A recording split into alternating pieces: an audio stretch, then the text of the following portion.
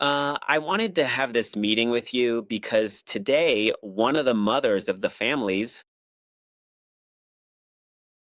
well, we made the report about her child, about how the child, during all this time that he's been with us in the classroom, has shown some behaviors that are not regular for a child of his age.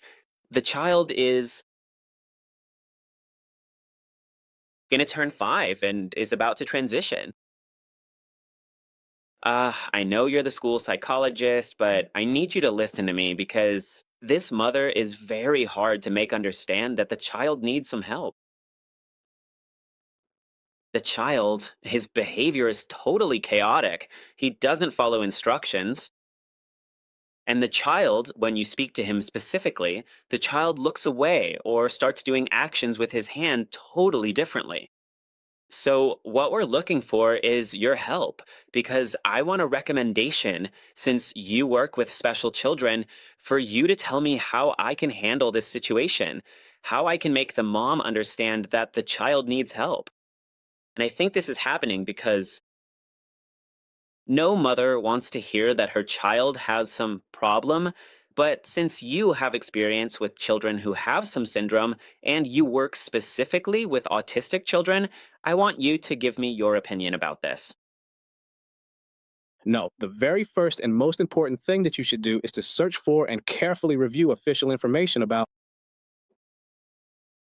of different programs that exist to reduce maladaptive behavior, that is behaviors that are not appropriate, and consult a neurologist or a team that is specialized in what is neuroscience, that is in what is special education, and give the sufficient information, in this case to the mother, so that she understands the power that it has for a professional team to be able to see the child, and it can benefit him in the future so that he changes those behaviors that he is currently having. The thing is that it's very different, or it's a complicated thing like telling a mom that your child has a diagnosis or that your child has some problem because in reality, I'm not the specialist. But it's hard. Sure. It's very hard to communicate specifically with this mom. Right. The child is new to the classroom because the child comes from another classroom where the child had he was expelled specifically he was expelled because the child had these behaviors. We're in a process where I've tried to show the mom that his behavior, the child's behavior, is not that of a typical child. The child screams. Right, it's the acceptance that she it's hard. The first thing that's hard to accept, what's happening there is that as parents, after all, they want the best for their children, but sometimes they don't realize that the best thing for their children is to seek help, and especially for her to have information about the different programs that exist for, because maybe, I don't know, that the child has autism, but he has ADHD, which is hyperactivity. So the hardest part is acceptance. So explain to her that right now he's going through a transition. Often children transition, and it's not that hard for them to make transitions, but for others it's more difficult. So maybe she, by looking for information, listening to other people, to other professionals, she can understand that he does need assistance, that he does need help. But do you think, looking at it as a professional, because you're a professional dedicated to children with problems, to special children or children with some symptom, Really?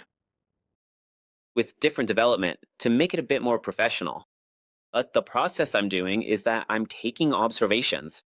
I've taken observations for almost 3 months of all the behaviors that he has. I've taken videos so that she has this. Of course. And what I'm going to do is that I'm not going to say it from the standpoint that the child has a problem.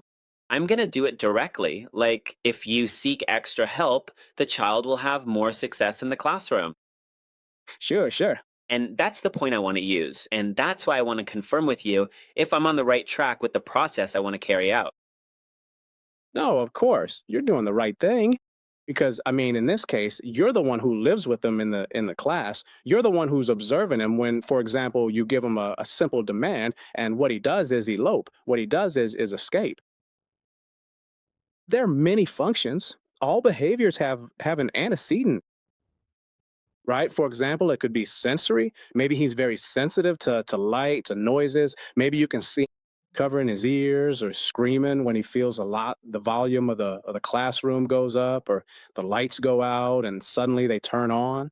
So all behaviors have a function. So escape, sensory for attention, or for access to a tangible, access to some activity, or access to a toy, to a tangible. So then you're observing that his behaviors don't only affect him, but they affect the rest of the classroom. So you don't want to exclude them. On the contrary, what you want is to include them in the group.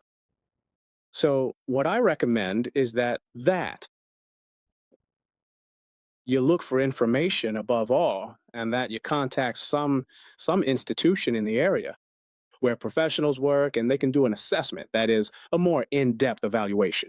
Yes, what I did at this moment, besides having the observations for her, I made her a list of all the resources, of all the state resources, so that she can attend and doesn't feel like she's alone and doesn't know anything. Of course, that she's not alone, that there's support, and that you're doing it really to help her, to help the child above all, so that if there's something that can be done as soon as possible, it'll be better for him, because the first thing is to accept. If you need help, well, there's a lot of help out there. Out there. Exactly. So it's for his own good, so that he can develop more easily when he has to transition, because school is a constant transition. Often they're in a classroom in a group for 2 3 years, but then they have to change classrooms. And so no transition is easy, but not all children can transition. In the same way, above all, everyone transitions differently. Thank you very much for all your consultation, and I feel pleased that I'm doing the proper process that I should be doing. And thank you for all your advice, and I'm going to follow it to the letter. So thank you very much. Nah, it's a pleasure. See you later.